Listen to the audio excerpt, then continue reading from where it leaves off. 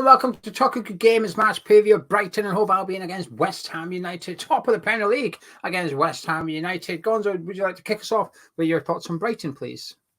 Yeah, remarkable football club. I think the way they've gone about building that club from where they were, I don't know how long it was, but whenever they were in that sort of rented council athletic stadium with no roof, tiny little football club, and it's just amazing what they've done. The infrastructure, the new stadium, they do everything with a touch of class as well. But there's it's like an old saying, which is the iron fist in a velvet glove. There's a steel about them now. People know they're not mucking around. There was rumours that somebody might be interested in their strike. What's the big fella? Ferguson? Is that his name? Ferguson? Yeah.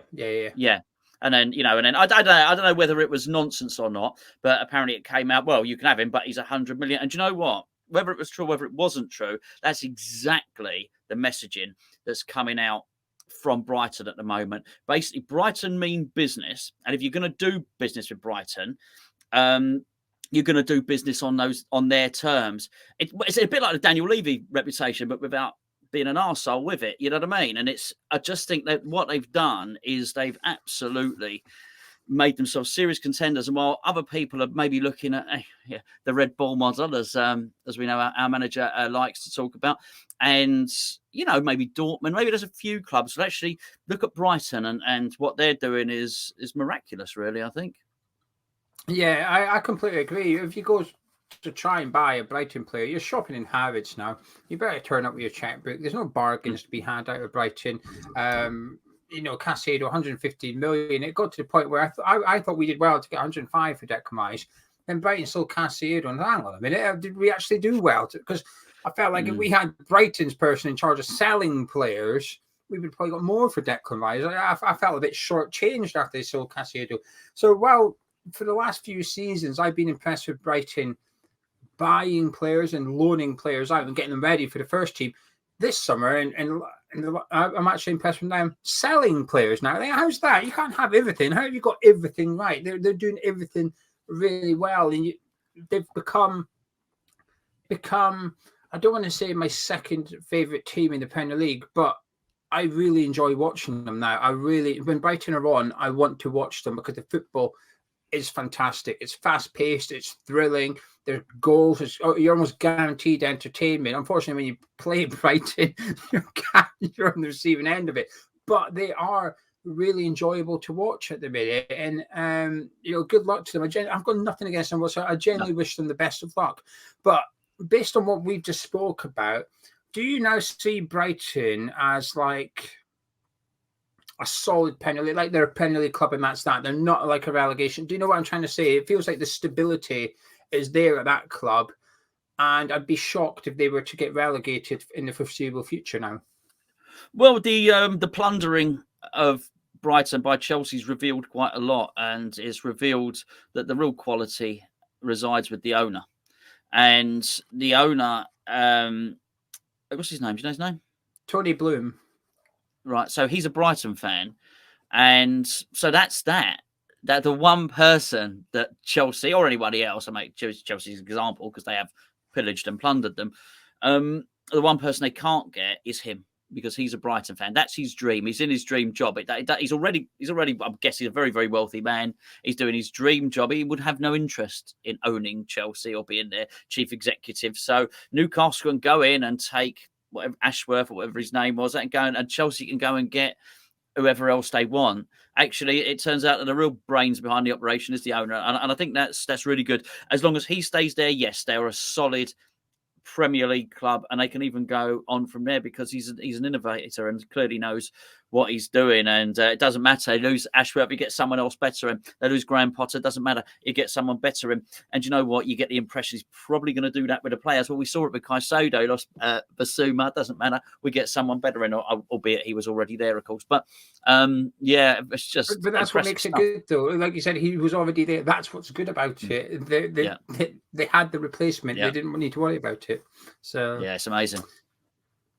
European football for them this season. I mean, I remember talking to you, go back 3 seasons now, maybe when the mid-Potter reign or something, we're talking about, is this as good as it gets for Brighton? Top half the Premier League football. Can they go any further than that, really, with the resources they've got? I mean, first of all, we've got the answer, which is yes, they can. They're now in European football. But you look at them now and you think, how far can Brighton actually go here? Because they might not have the wealth of the other clubs, but like you've just spoken about in regards to the brains of the operation, the strategy, the infrastructure, I feel like the money is the only thing missing at Brighton. Actually, they've got everything else in place. The manager and now they've got the money now. Yeah. If they're going to do that every season, they now have the money. That extra money that the Champions League clubs get, they've got that. They've just doing it by selling players.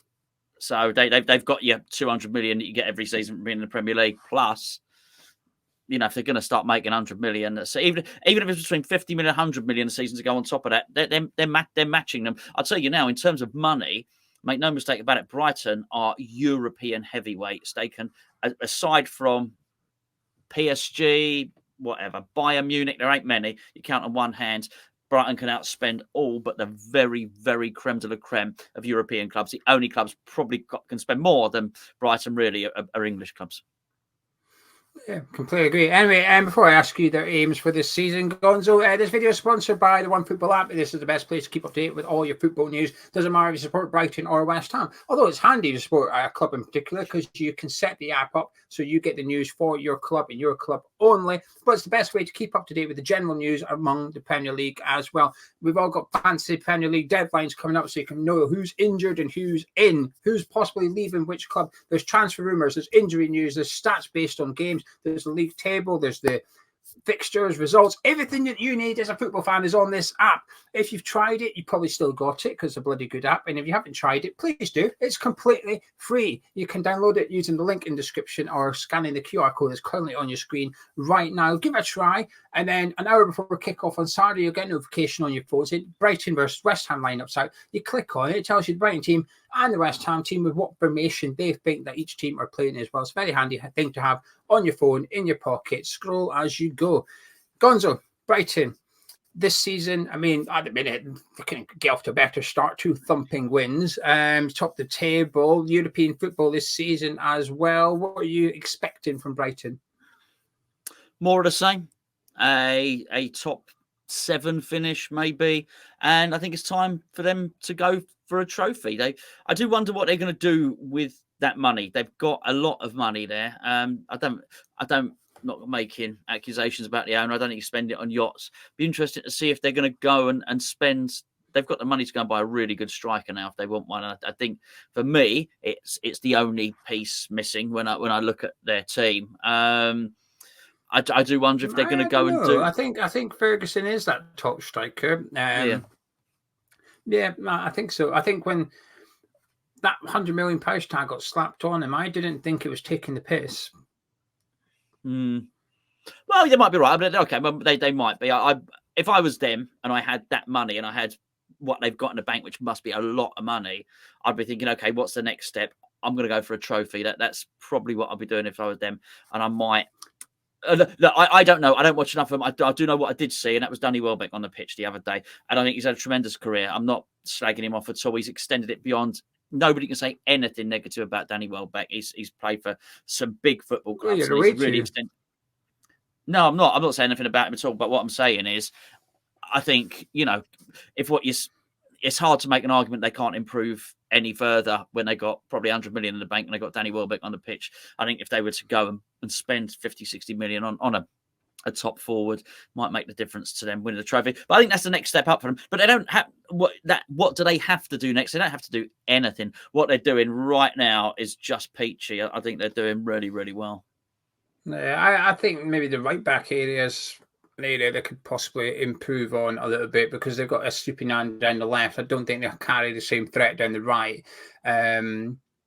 Again, a top right back, and they'll be a bit more balanced. But you're really right. They're about 100 million plus this summer in net spend. I know football's not that simple, doesn't quite work like that, but it gives you a rough idea of how much they've got to spend if they wish to. And that's to end the summer on £0. The profit and loss is zero. They've still got 100 million to go with if they want to. You know, they've replaced Sanchez. They've got in a left-sided centre-back. They've got in some fantastic signings as well this summer. I think Dahoud is a wonderful signing for them. Milner's come in. Pedro's come in, who may be the striker. I don't think he is. I think he's better deployed behind the striker, in which he's played at. But even that, he's come in, he's done well in his first game. He's got dropped for the next game. Zerbi said, well, he's not working hard enough. Doesn't matter. You score. Doesn't matter. You're playing well. You're not working hard enough. Get out of the team. Until you're going to do what I want you to, get out of the team. And I just thought, there's a manager with an attitude, and I like it. Anyway, speaking of players, Gonzo, players you might have from Brighton, please. Dunk, Matoma, oh, blimey. Yeah, but less said about him, the better, quite frankly. I'd be impressed with March. You know, they got rid of old, they're going to have a little pillage. Arsenal had a little pillage last season, didn't they? Had a little, took BRIWHU Trossard, I think it was. And March steps up. He just seems to get these players, and I know he's been with them a long time. I think he might have been with them in the lower division, actually, March. But, you know, again, he looks really good for them as well. I don't know what's happened to the right back, Lamperty. Good player. Just injured. Just his injuries have ruined him. Yeah, it's a shame. Isn't he? A very, very good player. I mean, I was there last season at the unfortunately. And what a terrible day out that was, by the way.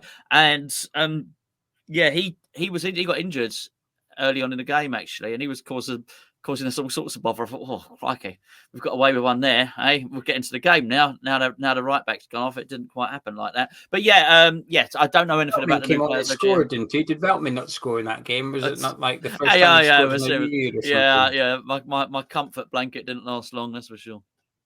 Matoma's the pick of the bunch, really. I mean, that goal last week was just sensational against Wolves. You haven't seen it, just YouTube it. It's just an incredible run, incredible finish as well. And I think he is the best dribbler in the Premier League. You know, when a lot was made of it, and not necessarily taking the piss, but it was just unusual that we've got a player here that's written a piece of academic work on the art of dribbling. And well, you witness it week in, week out now. You watch him play for Brighton. Then, well, there's a guy that clearly does understand everything there is about taking on your player and how to dribble and where to dribble. And I'm just fascinated by it.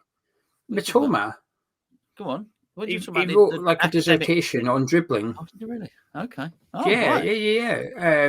About dribbling, how to dribble in football. But that was his work, and you can see it. Watch him dribble the ball now, and you can see he's clearly studied it. Unbelievable player. But I think Dahoud will be a really good signing for them. It's somebody I wanted at West Ham. I echo your sentiments about Lewis Dunk. I think he's a top defender. Doesn't get anywhere near enough plaudits that he deserves. And a lot of, and I'm guilty of it. I've just done it at the start of the video by saying how good Brighton are to watch. And you tend to immediately think of Matoma, think of Enciso. In the past, McAllister as well last season. But you don't necessarily include Lewis Dunk, but actually Lewis Dunk's possibly the most important player when it comes to the build-up, just taking that ball off the keeper, playing 1-2s, these fielders all the time until the space opens up, and by far their most important player, Lewis Dunk. So anyway, enough about Brighton. Shall we talk about West Ham, Gonzo? Yes, mate. Well, before we do, just a reminder, the deadline for signing new players. So West Ham were to sign Mohamed Kudus, for example, who Brighton missed out on. Then we've got to have him registered by 12 o'clock noon on Friday afternoon. That's the same for any team that's playing over the weekend, not on Friday night's game. Friday night's game, Luton Chelsea, they need to be registered by Thursday noon. But for this game, West Ham Brighton, the players have to be registered by Friday noon in order to be eligible for either squad for Saturday night's fixture. West Ham team news, obviously there's no Nath Gerd this weekend for the Hammers as he's suspended after his red card against Chelsea. However, we do have the signing of Konstantin Mavropanos, and Thilo Kehrer will be back after missing the Chelsea game, although he has been linked with a move away from West Ham as well. So we'll wait and see what happens there. Gonzo, let's fly through the goalkeeper then. Areola and goal. Oh yeah, man, a match performance, a penalty save. He keeps the gloves. I was going to say the shirt. He keeps the pink shirt and the yellow gloves. Would you keep the same formation, or would you be inclined to change it for this one? Keep it. Just I think our tactics are going to be the same as they were against Chelsea and as they were against Bournemouth, quite frankly. And I think if you've got the personnel working within that, then why not? I think we've got a better chance than last. I bloody hope we've got a better chance than last season, anyway. You've got one forced change in your back four, obviously, with Agard suspended, and I think you've got three centre backs to choose from. You've got the new signing Mavropanos, you've got the reliable guy in Ogbonna, and then you've got Thilo Kehrer. Which one would you like to see start on Saturday evening? I think I would go with Ogbonna. Now, I have high hopes for Mavropanos. The thing is, everything else means Zuma gets moved to the left-hand side, and he's not as good on the left-hand side. Zuma's best performances come playing as right centre-back, so I would like to keep him there for the moment. I actually was very impressed with Ogbonna when he came on against Chelsea, and really watching his sort of leadership qualities as well. That he's for this one, I would probably go with him because there's no real training required for him and Zuma playing together. Your argument in regards to Kurt Zuma is a very valid one. I've gone with Thilo Kehrer because I think he's a good centre back. I think he's been not unlucky not to start necessarily. I think Zuma and Agard should be the first choice partnership starting the season. But I think Kehler's done nothing wrong at centre back. One or two poor performances, but Agard and Zuma have also had a couple of poor performances playing in their best positions. And last season, I think you've seen two versions of him. You saw the right back version, who's crap, and you saw the centre back version, who I think was really, really good, actually. And I think he deserves a crack, and I think he deserves a chance ahead of Mavropanos, actually, to say, well, actually, hang on a minute, mate. I know you're new here, new signing, big signing, but this guy's done nothing wrong. He deserves the opportunity to nick Agard's spot. And that is what should be happening, by the way. Agard's spot should be up for grabs. Whoever goes in and replaces and plays well and we get something, then they keep the shirt for next week. And Agard goes on the bench and competes with Mavropanos for third choice centre back, really. So I would go with Thilo Kehrer, but I understand your reasoning for not shifting Kurt Zuma. And would you keep Sufala right back and Emerson at left back? Yeah, 100%. Yeah, absolutely. Yeah. I want to see more of Emerson, actually. He's growing into a good player, I think, for West Ham. This is where it gets a difficult decision, actually, I think, moving into the centre midfield position. Obviously, Lucas Paqueta starts. Yeah, absolutely. For me, Ward-Prowse starts. Yeah, I would agree with that completely. I think them two are, and then do you go with Souček or Alvarez? I'm tempted to go with Alvarez. Now, Souček did a remarkable rescue mission in the last game, but I thought he was bloody awful in the first half and sensational in the second half. So I think against Brighton, I don't mind having a specialist in there, actually, and Alvarez is a specialist. So if we are going to be defending, let's put that right guy in there. I think his passing is probably a little bit better than Souček's as well. So we're gonna need to spring a counter attack. And I just think he might well be slightly better suited than Souček, but then we lose a little bit aerially in the box. But actually, Alvarez is very good from set pieces, by the way, as well. So you're going Alvarez, Ward-Prowse, and Paqueta? Yes. Yeah, I agree with you. I think Souček was poor, especially in the first half against Chelsea. And that's when Chelsea played like Brighton, or how Brighton will play, which is, quick passing, moving it through the lines, moving it through the middle of the pitch really quickly. And while they can cross it, they'll be more inclined to try and cut us open with the ball on the deck. And I think Souček struggled with that against Chelsea. When Souček looked really good for that final 20 minutes, that's when Chelsea were resorting to crosses into the box, and it played into his strength, which is, well, I can head this, I can block shots on the edge of the 18-yarder and stuff. And I just worry that he would struggle against the pace of Brighton, but also the speed that they move the ball, the quick passing that they do in and around the 18-yarder. I think he would struggle with that one. Now, Alvarez might also struggle. I don't know. I don't have enough evidence to say yes or no. I know he's a good defensive midfielder based on the limited times I've seen him play for Ajax. But I'm okay with that. We can't spend tens of millions on this player and say, well, actually, we're going to use him as a defensive midfielder, so we need to put him in. I mean, there is an argument. Moyes could put Alvarez centre-back if he wanted to, because he's got plenty of experience there, and he originally began as a centre back.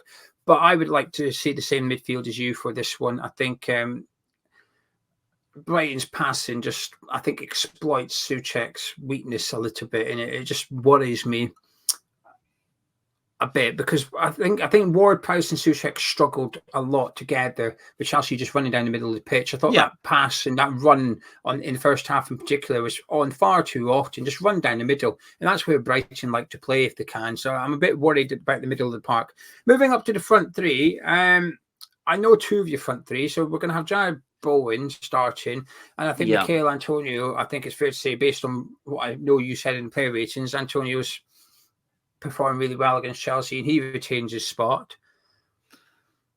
But Said Benrahma's on the naughty step.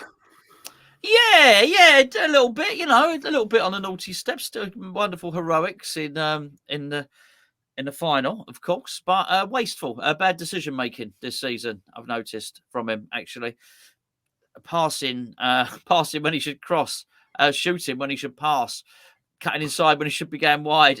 All the decision making's been bad, and a little bit indulgent as well. Actually, I think when you're trying to counter attack quickly, you got to be direct, and so for that reason, I'd actually go with Maxwell Cornet for the lack of options, really. But I just think he'd be more direct. I think he'd offer more of a goal threat, and that's really what I'm looking for from the front three.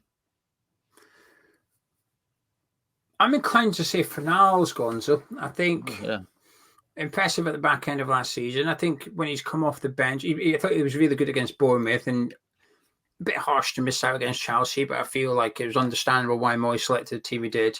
Came on against Chelsea, and I thought he looked good when he came on.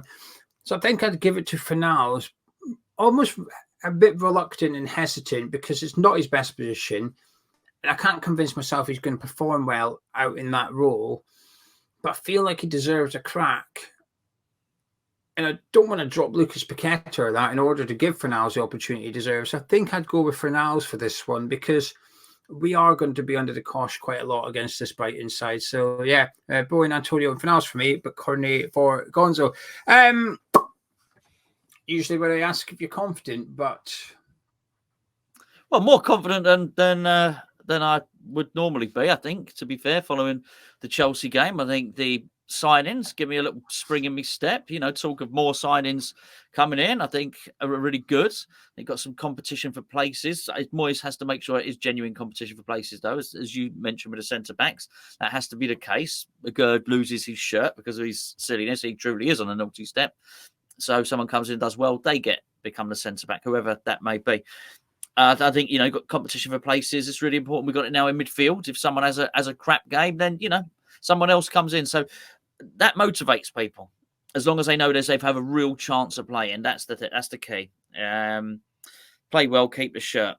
And I think if we can, do a little bit more business, we'll be in that situation as well. Now, even though those players have not been signed yet, they are still going to be thinking about it. Benrahma will be thinking about it. Antonio will be thinking about it. Not that I think Antonio per se needs motivating. He seems really up for it. But I think, so for those reasons, I am a bit more confident, actually. And I think there's a resilience. I don't know if you noticed, actually. I'm a bit sorry for Alvarez. All the commentators, the Sky and TalkSport, I keep hearing him being referred to as Declan Rice's replacement. They keep saying it. So Alvarez is Declan Rice's replacement. Ward-Prowse is getting away with it, right? Ward-Prowse is just a signing. West Ham signed James Ward-Prowse. Oh, there's Alvarez. Look, that's Declan Rice's replacement. No pressure. And so it's just funny. But I don't feel this is going to be a hard thing to actually say. I'm not sitting here suggesting we're a better team after losing Declan Rice. But I think... I'll say something. I haven't missed him. No. I think in David Moyes' tactics, the fact that he doesn't have to pander to him, it probably does allow him to put round pegs in round holes. And I think in terms of David Moyes, it's all about the system. There's not an awful lot of room for flamboyance in the David Moyes team. And I think you've got to... I mean, it's been great. Some of the times when Declan Rice had marauded up the pitch, really, really good for us. But you get the impression Moyes, he would probably rather he didn't do that. But he sort of had to indulge him because it was Declan Rice and we don't want to keep him. And no player is bigger than the club and all the rest of it. But Moyes probably knew at that point, actually Declan's, probably feels he is bigger than West Ham in that sense. So I think it's probably a little bit more settled now. I think in terms of sitting back and soaking it up, I do wonder if now he's got a better team to do that. So that in itself, believe it or not, makes me a little bit more confident that we won't concede 4 goals against Brighton.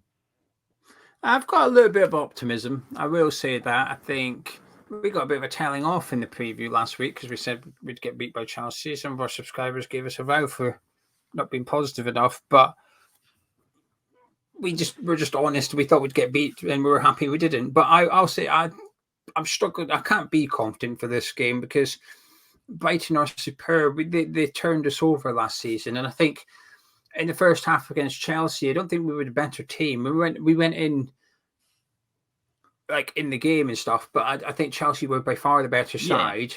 But Chelsea will come good later on in the season. You can tell it's early days for Pochettino. This isn't early days for Zerbi. This is his team now. He's got them playing the way that he wants to play. They've just blown Wolves out of the water last week, and they were expected to thump Luton. They did thump Luton, but they went to Wolves, who were very competitive at Old Trafford and unfortunate not to get anything. Brighton have just gone there and slapped them on their home turf, and this is a very, very good Brighton side. And last week, I thought we'd lose because we were poor against Bournemouth and I thought Chelsea were good. This week, I think we'll lose because of how good Brighton are rather than anything negative towards West Ham, if you like. But I do still have optimism off the back of the win against Chelsea. But it's going to take more than one good performance to make me think, that's it. We're going to start going to places like this and pick up points. I'm not at that point yet. I still think... And Garrett could be a big loss. We'll have to wait and see. It'll be interesting to see what he does in centre midfield. There's options there. But Brighton they're just bloody good, Gonzo. They're such a good team. It's going to be tricky for us. Can I get any final words from yourself, please? And your all-important score prediction.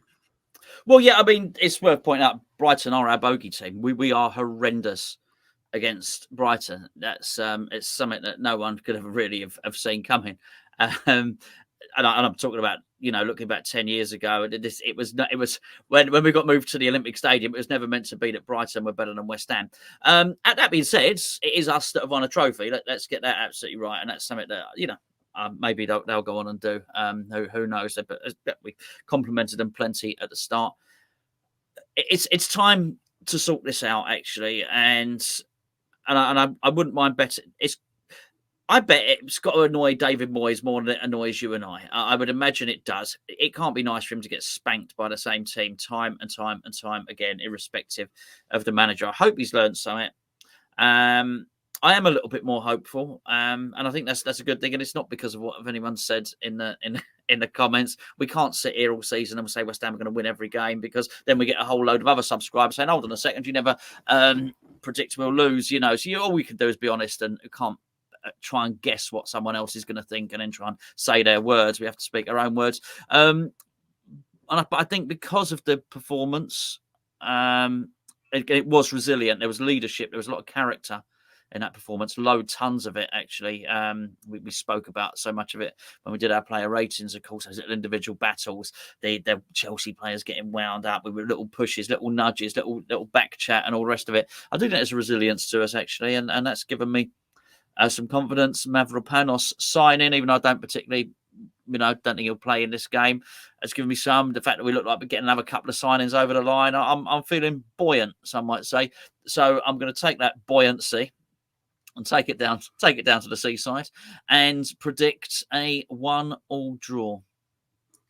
I'll take that. I'll be happy with a draw. The one good thing about beating Chelsea, there's more than one good thing, but in regards to this game, it takes the pressure off us a little bit. I think if we lose this one, as long as it's not a thumping, if we play well and get beat, I can probably just shrug it off quite quickly and easily. Go, let's move on to the next games where we're more likely to pick up points and more important games on paper. This game isn't going to define our season, and the win against Chelsea is it's relaxed me, truth be told, Gonzo. I was dreading going into this game, in the bottom half of the table, 1 point on the board, maybe not that many new signings in kind of thing, but actually, like you said, we've got Mavropanos and now with Ward-Prowse and Alvarez, all three will probably be in the squad on Saturday. We might even have Mohamed Kudus over the line by then as well, which would be further excitement ahead of the game, especially if there's ever a game you want him to make his 20-minute debut on, it's this one. There's the club you turned down a month ago. Go out there and show them that they should have offered you the money you wanted or the terms, whatever it was that stopped you signing for Brighton. Go out there and show them that they were wrong to do it. I mean, this is the perfect game for Kudus to make his bow for West Ham. But because I'm just a big fan of the way that Brighton played, the Zerbi players, and they smashed us. And they humiliated us last season. It wasn't even they beat us. Them in Newcastle, and the games were very close together. That defeat and the Newcastle defeat at the London Stadium, those two games, we got our pants pulled down and we got embarrassed. It wasn't a defeat, it was a humiliation. And I can't shake that because our problems arguably still exist to some extent, and Brighton's strengths are still there. So I'm going to say Brighton 2, West Ham 1. I think we'll lose on Saturday night. But anyway, there you go. That's our Brighton versus West Ham United preview. If you have enjoyed it, please do drop a like on it, subscribe to Hammers Chat, myself and Gonzo. Catch you in a bit.